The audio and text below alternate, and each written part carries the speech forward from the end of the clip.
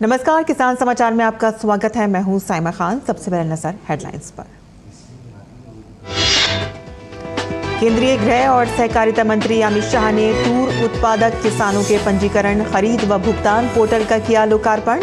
नई दिल्ली में आयोजित सहकार से समृद्धि कार्यक्रम में नेफेड और एनसीसीएफ में पंजीकरण करवाने वाले किसानों को उनकी दलहन को 100% एमएसपी पर खरीद का दिया आश्वासन। जम्मू कश्मीर के कठुआ जिले में ऐतिहासिक मेगा स्टार्टअप एक्सपो का आयोजन। एक्सपो को लेकर स्थानीय लोगों में, विशेषकर युवाओं में खासा उत्साह। युवाओं को उम्मीद कि एक्सपो से राज्य में खुलेगी रोजगार की नई राह।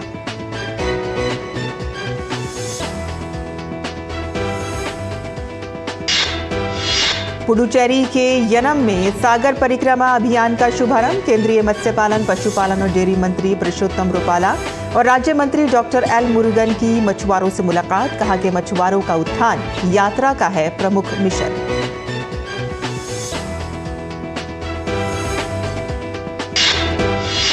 और राजधानी दिल्ली से लेकर पूरा उत्तर भारत शीतलहर की चपेट में। दिल्ली में लोगों को हाड़ कांपने वाली ठंड का करना पड़ रहा है सामना।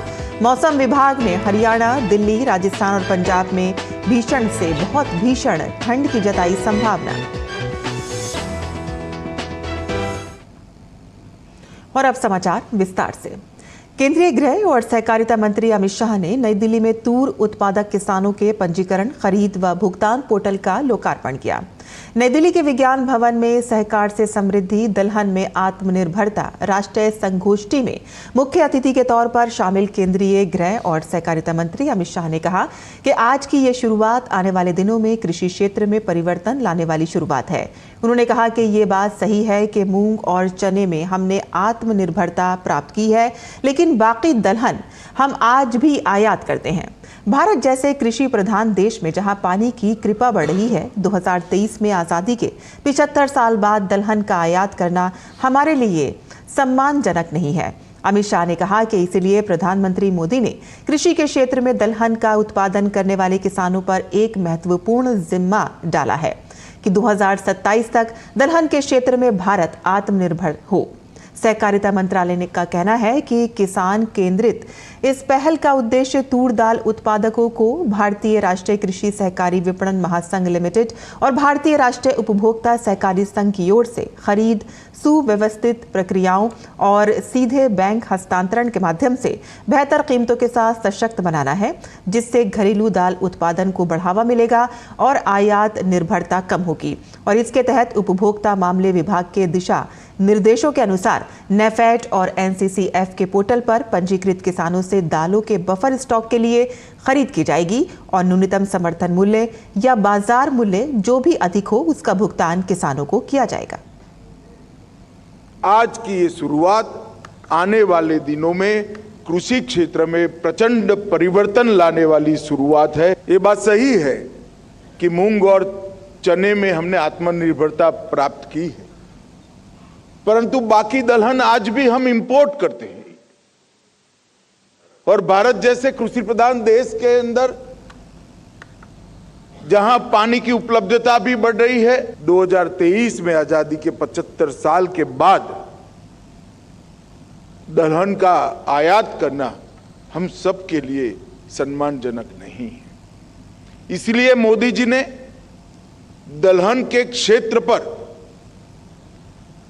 एक बड़ा दलहन उत्पादन करने वाले किसानों पर एक बड़ा जिम्मा डाला है कि 2027 तक दलहन के क्षेत्र में भारत आत्मनिर्भर हो। गृह मंत्री ने खेती से पहले ही नेफेड और एनसीसीएफ में पंजीकरण करवाने वाले किसानों को उनकी दलहन को 100% एमएसपी पर खरीद का आश्वासन दिया। निश्चित कर लिया है कि जो किसान उत्पादन करने से पहले ही नाफेड और एनसीसीएफ से अपना रजिस्ट्रेशन कराएगा, कम से कम मिनिमम सपोर्ट प्राइस से उसकी दलहन को 100% खरीद कर लिया जाएगा। अब आपको इसकी चिंता करने की जरूरत है। और जम्मू कश्मीर में कठुआ जिले में ऐतिहासिक मेगा स्टार्टअप एक्सपो का आयोजन। एक्सपो को लेकर स्थानीय लोगों में, विशेषकर युवाओं में खासा उत्साह है। युवाओं ने उम्मीद जताई है कि एक्सपो से राज्य में रोजगार की नई राह खुलेगी। मेगा स्टार्टअप एक्सपो का आयोजन नव प्रवर्तन, सहयोग और विकास को बढ़ावा देने के लिए उभरते उद्यमियों और अनुभवी सलाहकारों के लिए एक सम्मेलन बिंदु बनाने के विशिष्ट उद्देश्य से किया गया है। और केंद्र शासित प्रदेश पुडुचेरी के यनम में केंद्रीय मत्स्य पालन, पशुपालन और डेयरी मंत्री पुरुषोत्तम रुपाला और राज्य मंत्री डॉक्टर एल मुरुगन ने सागर परिक्रमा अभियान का संयुक्त रूप से शुभारंभ किया। इस मौके पर केंद्रीय मंत्री पुरुषोत्तम रुपाला ने मछुआरों से मुलाकात की और उनकी समस्याओं की जानकारी ली।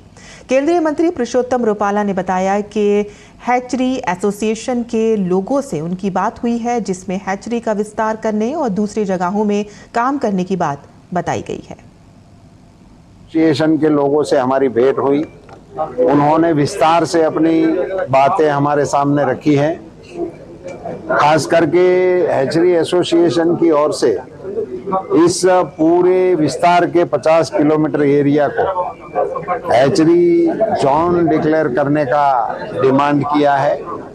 उसके पीछे उन्होंने उनका तर्क भी दिया है कि अभी ये जो विस्तार है वो हैचरी के लिए एक हब बन गया है। वो पूरे देश को ही नहीं बल्कि देश के बाहर भी सर्विस देने की क्षमता में आ गया है। सो इस प्रकार के हैचरी के इस हब को और भी इंफ्रास्ट्रक्चर समर्थन मिल जाए तो वो और अच्छी तरह से सस्टेन हो सकता है। और इससे पहले केंद्रीय मत्स्य पालन, पशुपालन एवं डेयरी मंत्री पुरुषोत्तम रुपाला ने राज्य मंत्री डॉक्टर एल मुरुगन के साथ सागर परिक्रमा यात्रा 10वें चरण के तीसरे दिन आंध्र प्रदेश के टुंडुरु गांव, भीमावरम के Godavari mega aqua food park में झींगा खाद्य प्रसंस्करण इकाई का दौरा और निरीक्षण किया। और बाद में यात्रा आंध्र प्रदेश के कोनासेमा जिले के अंतरवेदी पालम पहुंची, जहां केंद्रीय मंत्री और अन्य गणमान्य व्यक्तियों ने कार्यक्रम में उपस्थित मछली किसानों, मछुआरों, मछुआरा समूह के प्रतिनिधियों, जलीय किसान प्रतिनिधियों जैसे लाभार्थियों के साथ बातचीत की। कई लाभार्थियों ने रुपाला के साथ अपने जमीनी अनुभव साझा किए और अपने मुद्दों पर प्रकाश डाला और साथ ही केसीसी और पीएमएमएसवाई योजना द्वारा उनके जीवन में दिए गए जबरदस्त योगदान की सराहना की। रुपाला ने मछुआरों, मछली किसानों और अन्य हितधारकों जैसे लाभार्थियों को किसान क्रेडिट कार्ड की मंजूरी देकर सम्मानित किया।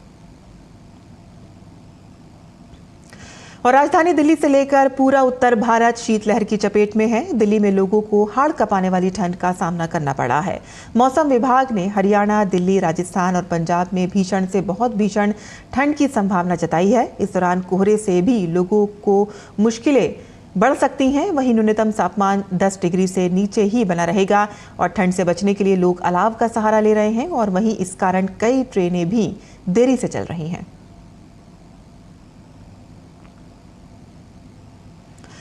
वहीं देश के कई हिस्सों समेत जम्मू कश्मीर के श्रीनगर शीतलहर की चपेट में है। श्रीनगर में तापमान 0 से नीचे चला गया है। तापमान 0 से नीचे जाने के बाद शहर शीतलहर की चपेट में है।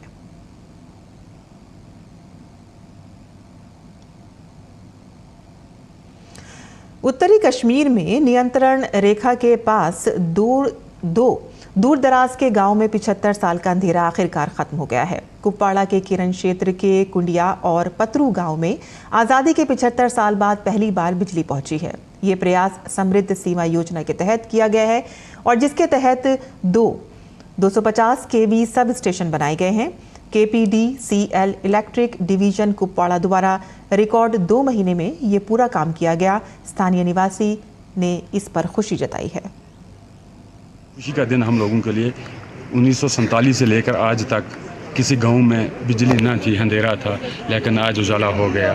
तो इसके लिए मैं मोहतरमा डिप्टी कमिश्नर साहब का बहुत बहुत शुक्रिया अदा करता हूँ और शुक्रगुजार हूँ अपने LG इंतज़ामिया का, अपने डिस्ट्रिक्ट एडमिनिस्ट्रेशन का और अपने खुसूसन खासकर अपने जो हमारे हिंदुस्तान के जो बहादुर प्रधानमंत्री जी हैं उनका बहुत बहुत शुक्रिया। 75 साल के बाद ये हुआ और लोगों के बीच में मेरे जो हल्का है, हल्के के लोगों के बीच में एक खुशी की लहर दौड़ गई कि ये हमने पहली बार देखा कि यूटी के अंदर LG साहब के के टीम ने कितना अच्छे तरीके से काम किया, जहां हम लोगों को ये खुशी मिली। सदियों बाद हमने ये रोशनी आज देखी। गवर्नमेंट का शुक्र अदा कर रहे हैं और मैं गवर्नमेंट का बहुत शुक्रगुजार हूँ, क्योंकि आज पहली बार हम देख रहे हैं कि हमारे गांव में भी इलेक्ट्रिसिटी जो है वो दी जा रही है। We are very thankful to Indian government and specially of district government. असि शुक्रिया अदा करते हैं जी गवर्नमेंट का। और जल शक्ति मंत्रालय के स्वच्छता एवं पेयजल विभाग ने साल 2023 में स्वच्छ भारत अभियान ग्रामीण के द्वितीय चरण के तहत अभूतपूर्व सफलता पाई है। देश के 85% गांव ODF प्लस हो गए हैं। और इसके अलावा विभाग की अन्य उपलब्धियों पर सचिव बीनी महाजन से बात की हमारे संवाददाता चंद्रशेखर ने। नए साल की शुरुआत हो चुकी है और इस वक्त स्वच्छता एवं पेयजल विभाग में सचिव विनी महाजन जी हमारे साथ मौजूद हैं। उनसे बात करते हैं कि मैम 2023 में क्या क्या उपलब्धियां मंत्रालय की तरफ से रही हैं, आपके डिपार्टमेंट की तरफ से रही हैं? स्वच्छ भारत मिशन ग्रामीण का दूसरा चरण शुरू हुआ और उसके चलते पिछले साल में अभूतपूर्व प्रगति हुई है। हमारे गांव जो ODF थे अब ODF प्लस बहुत बड़ी गिनती में हुए हैं। 4 गुना बढ़ोतरी हुई और अब हमारे 5,15,000 के लगभग गांव अपने आप को open defecation free plus ODF plus घोषित कर चुके हैं। इसका मतलब उन्होंने अपने या ठोस या तरल प्रबंध कर लिए हैं। इनमें से बड़ी गिनती में 1,25,000 के करीब गांव ODF प्लस मॉडल हो चुके हैं। 24 भी आ चुका है 2024, तो इसमें भी कई सारे प्लान्स आपने किए होंगे कि कैसे ज़मीनी स्तर पर जाकर के स्वच्छ भारत मिशन ग्रामीण के दूसरे चरण को सफल बनाना है। तो इसमें कौन कौन सी एक्टिविटी आप करने वाले हैं स्वच्छता को लेकर के? हमारी कोशिश ये है और हम अब सभी राज्यों के साथ विस्तार में विचार करने जा रहे हैं इसी महीने और अपना अगले साल की रणनीति तैयार करने जा रहे हैं। और हमारी कोशिश ये रहेगी कि हमने ये जो काम अब इतनी तेज़ी से चल रहा है इसको इस साल संपन्न करने की कोशिश करें। तो जो एसेट्स बनाने हैं, चाहे वो हमारे ठोस कचरे के लिए हो या तरल कचरे के लिए, तरल के लिए सोख्ता पिट्स बनाने हो या किसी और तरीके से गंदले पानी का प्रबंध करना हो, हमें फीकल स्लज ट्रीटमेंट प्लांट्स बनाने हो, गाड़ियों का प्रबंध करना हो अपने सेप्टिक टैंक खाली करने के लिए या प्लास्टिक वेस्ट के लिए। और इस साल हम चाहेंगे कि ऐसे प्रबंध हम बना दें, गाड़ियों का प्रबंध, उनको कचरे को लेके जाना, सही उसका प्रयोग करना, सही व्यवस्था करनी, कि हमारे सभी गांव स्वच्छ हो जाएं। महिलाओं की भागीदारी बहुत ज़रूरी होगी। ये सब काम हम जानते हैं कि स्वच्छता का काम महिलाएं उसका बीड़ा उठाती रही हैं, बहुत देर से हर घर में महिलाएं इसमें ज़िम्मेवारी लेती रही हैं। अगर वे इसमें अग्रणीय रोल लें, अगर लीडरशिप रोल लें, हम प्रधानमंत्री जी ने कहा है कि हम विमेन लेड डेवलपमेंट देखना चाहते हैं। हम महिलाओं को विकास में केवल उसके भागीदार नहीं बल्कि उसके नेतृत्व में देखना चाहते हैं। और जब ये होगा और महिलाएं आगे जुड़ेंगी, बढ़ चढ़ कर हिस्सा लेंगी, तो हमें कामयाबी ज़रूर मिलेगी। तो कामयाबी की ओर लगातार प्रयास हैं स्वच्छ भारत ग्रामीण फेज़ 2 के तहत। और 2024 में भी आपको कई ऐसे उदाहरण देखने को मिलेंगे, कई ऐसे कैंपेन देखने को मिलेंगे जिसमें महिलाएं नेतृत्व करती हुई नजर आएंगी स्वच्छ भारत ग्रामीण के तहत चलाए जा रहे तमाम एक्टिविटीज़ का। कैमरामैन राजेश रिक्की के साथ चंद्रशेखर, DD न्यूज़, दिल्ली। और विकसित भारत संकल्प यात्रा झारखंड के ग्रामीण और शहरी इलाकों में जाकर लोगों को केंद्र सरकार की योजनाओं के बारे में बता रही है। झारखंड की राजधानी रांची में विकसित भारत संकल्प यात्रा कारवा विभिन्न पड़ाव से होकर गुजर रहा है, जिसमें हर दिन जनता की सहभागिता बढ़ती ही जा रही है।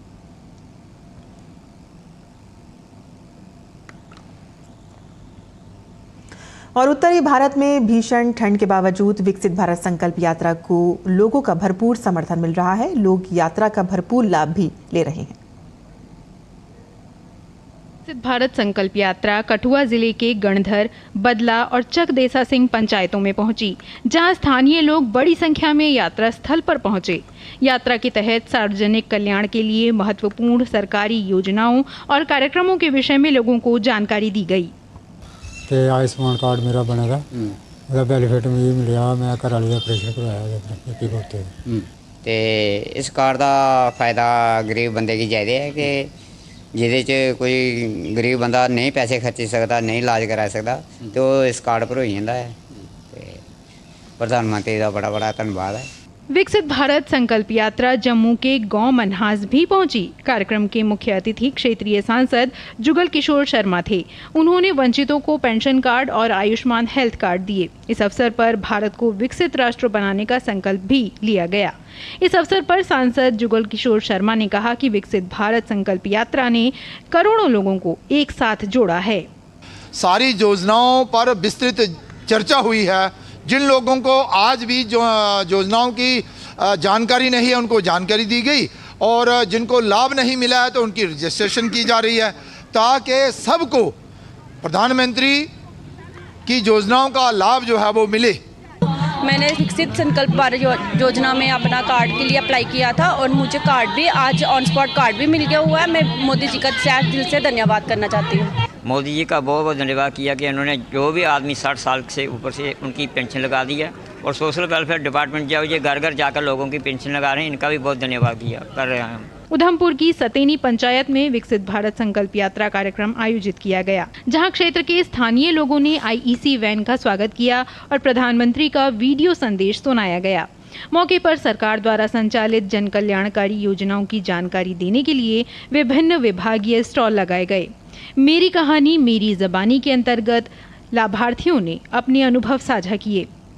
मेरा मकान कच्चा है और कच्चा पक्का मकान शाही मेरी, और मेरे PMAY दी सैक्शन मकान सैक्शन होया मेरा, और मेरी पहली सरबन मिली और मेरा मकान का काम चला करता है। मैं सरकार का बड़ा धन्यवाद करना कि मेरा मकान सैक्शन किया उन्हें। विकसित भारत संकल्प यात्रा के तहत LED डिस्प्ले वाली आईईसी वैन ने जम्मू और कश्मीर के रियासी जिले में व्यापक ध्यान आकर्षित किया। तकनीकी रूप से उन्नत वैन रियासी जिले की गजूरी पंचायत पहुंची, जहां लोगों ने उत्साहपूर्वक यात्रा में प्रतिभाग किया।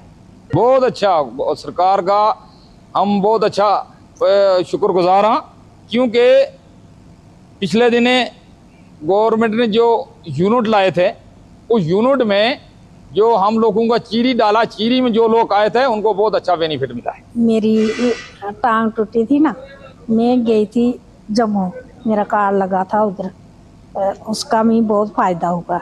मेरे पास पैसे नहीं थे, मैंने वो कार्ड लगाया, कार्ड लगाने के लिए मेरा ऑपरेशन हुआ, फिर मैं ठीक चल रही हूँ। सरकार का लक्ष्य है कि आज़ादी के 100 सालों में 2047 तक भारत को विकसित देशों की श्रेणी में पहुंचा दिया जाए, और इसी प्रयास में विकसित भारत संकल्प यात्रा मील का पत्थर साबित हो रही है। Bureau report, DD news.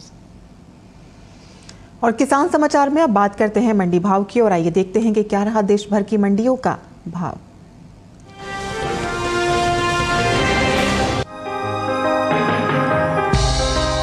घरेलू स्तर पर इस साल जीरे की पैदावार में बढ़त देखने को मिल सकती है।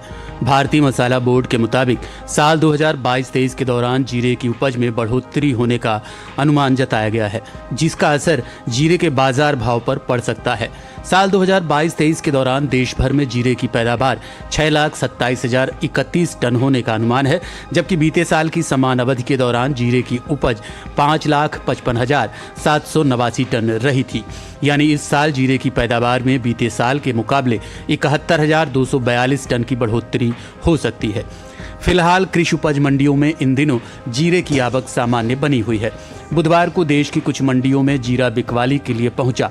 भाव की बात करें तो एग्मार्कनेट के मुताबिक गुजरात की जसदड़ मंडी में 2 जनवरी को जीरे का भाव रहा 22,500 रुपये। 3 जनवरी को इसके सौदों में 2,500 रुपये का भारी उछाल देखने को मिला और भाव जा पहुंचा 25,000 रुपये प्रति क्विंटल पर। जबकि राज्य की ही राजकोट मंडी में इस दौरान जीरे के सौदों में गिरावट के साथ कारोबार हुआ। यहां 2 जनवरी को जीरे का भाव था 26,785 रुपये। 3 जनवरी को इसके सौदे 285 रुपये लुढ़क कर 26,500 रुपये प्रति क्विंटल पर हुआ। बता दें कि जीरे का मसालों में अपना अहम स्थान है। भारतीय मसालों में शामिल लाल मिर्च के बाद जीरा ही सबसे ज़्यादा भारत से निर्यात किया जाता है। भारतीय मसाला बोर्ड के मुताबिक साल 2022-23 के दौरान देश से होने वाला जीरे का निर्यात 4,19,000 के पार पहुंच गया है।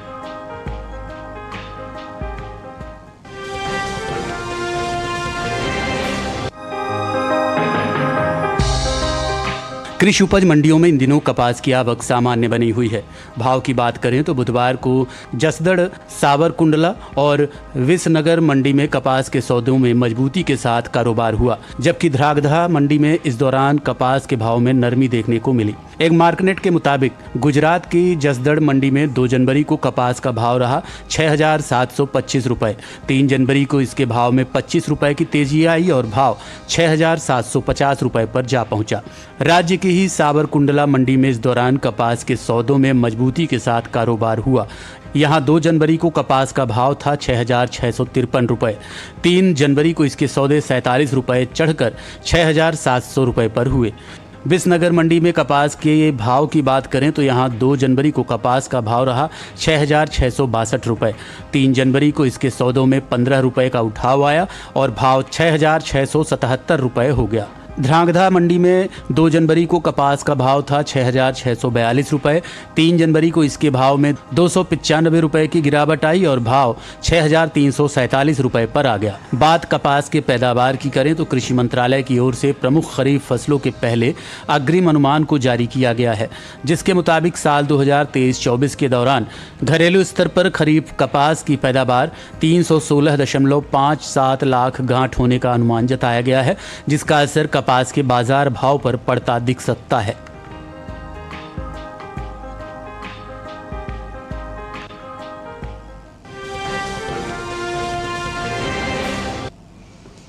और मंडी खबर के बाद अब बात करते हैं मौसमी खेती की। किसान इस मौसम में कैसे रखें अपनी खेती का ख्याल, आइए देखते हैं।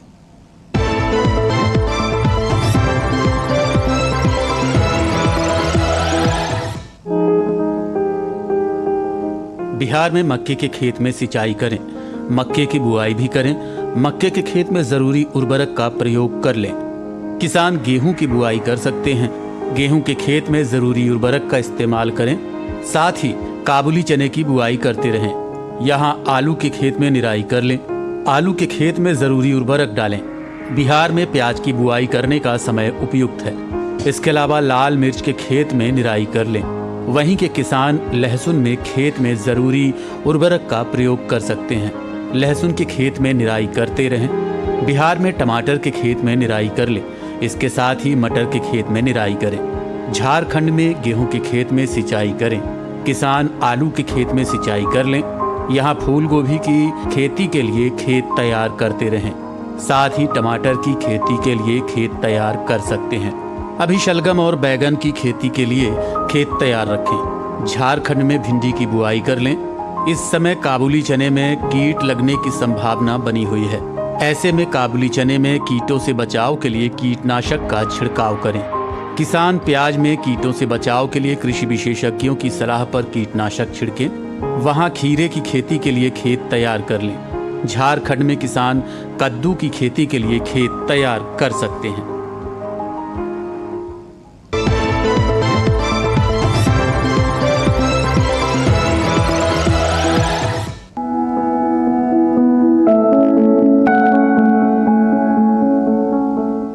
गाजर की खेती के लिए बलुई दोमट और दोमट मिट्टी सबसे अधिक ठीक रहती है। जिस खेत में आप गाजर बो रहे हो उसमें से पानी निकालने का पूरा प्रबंध होना चाहिए।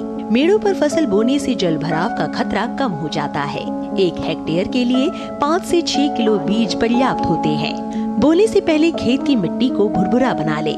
कतार से कतार के बीच की दूरी करीब 30 सेंटीमीटर होनी चाहिए। बोते समय 1 हेक्टेयर जमीन में 30 किलो नाइट्रोजन, 40 किलो फास्फोरस और इतनी ही मात्रा में पोटेशियम देनी चाहिए।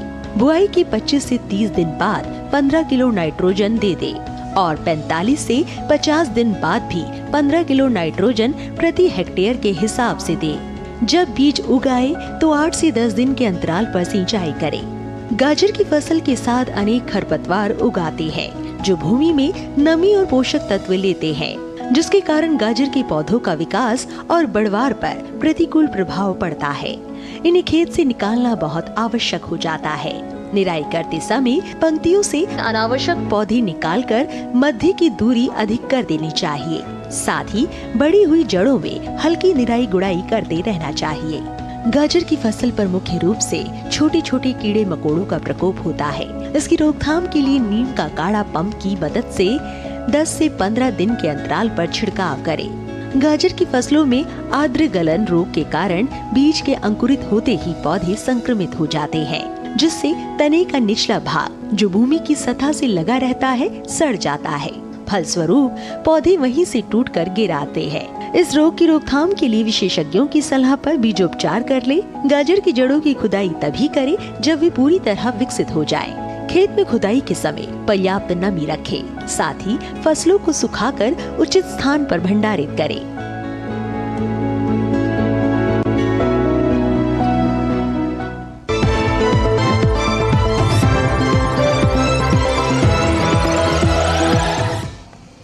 और खेती किसानी से जुड़ी खबरों के बाद आइए अब नजर डालते हैं कुछ और खबरों पर। खास खबर श्रमजीवी विस्फोट कांड के मामले में दोषी करार दिए गए 2 आतंकवादियों को मृत्युदंड की सजा सुनाई गई है। 28 जुलाई 2005 को श्रमजीवी विस्फोट कांड हुआ था, जिसमें 14 लोगों की मौत हो गई थी और 62 यात्री घायल हो गए थे। दिल्ली सरकार के अस्पतालों में नकली दवा घोटाले के बाद अब आम आदमी मोहल्ला क्लिनिक में नकली पैथोलॉजी और रेडियोलॉजी टेस्ट करवाने का मामला सामने आया है और इस मामले को लेकर दिल्ली के उपराज्यपाल वीके सक्सेना ने सीबीआई जांच की सिफारिश की है। कांग्रेस नेता संदीप दीक्षित ने आबकारी मामले में दिल्ली के मुख्यमंत्री अरविंद केजरीवाल पर हमला बोलते हुए कहा कि ईडी की प्रक्रिया कानूनी है, केजरीवाल को इसमें सहयोग करना चाहिए। प्रवर्तन निदेशालय ने अवैध खनन से जुड़े मनी लॉन्ड्रिंग मामले में हरियाणा कांग्रेस विधायक सुरेंद्र पनवार के ठिकानों पर छापेमारी की है। मामले में पूर्व इनेलो विधायक दलबीर सिंह और कुछ अन्य के ठिकानों पर भी छापेमारी की गई है।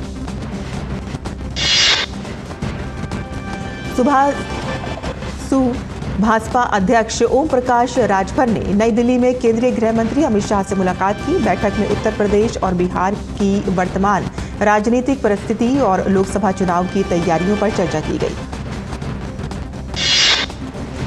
वाईएसआर तेलंगाना पार्टी के अध्यक्ष कांग्रेस में शामिल हो गई हैं।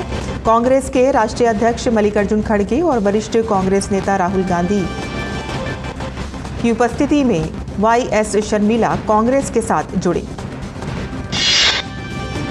दिल्ली एम्स में गुरुवार की सुबह आग लग गई। आग डायरेक्टर ऑफिस में लगी है। आग लगने की सूचना मिलने के बाद दमकल विभाग की कई गाड़ियां मौके पर पहुंची और आग पर काबू पा लिया और आग से किसी के हताहत होने की कोई सूचना नहीं है। भारतीय रेल ने रेल परिचालन को सुचारू रूप से सुनिश्चित करने के लिए लगभग 20,000 फॉग पास उपकरणों का प्रावधान किया है। फॉग पास एक जीपीएस आधारित नेविगेशन डिवाइस है जो लोको पायलट को घने कोहरे की स्थिति में देखने में मदद करता है। अयोध्या जोन के आईजी प्रवीण कुमार ने बताया है कि राम मंदिर प्राण प्रतिष्ठा समारोह के मद्देनजर सुरक्षा की दृष्टि से सभी तकनीकों का इस्तेमाल किया जा रहा है और सुरक्षा के लिए उन्नत तकनीकों जैसे कि ड्रोन का भी प्रयोग कर रहे हैं। आरबीआई के मुताबिक बैंकों का कुल एनपीए मार्च 2019 में 9.3 लाख करोड़ रुपए से घटकर मार्च 2023 में 5.71 लाख करोड़ के स्तर पर आ गया है। आरबीआई के आंकड़े के मुताबिक बैंकों का नेट एनपीए 2023 तक घटकर 1% से भी नीचे आ चुका है। और किसान समाचार में आज के लिए बस इतना ही। अनुमति दें। नमस्कार।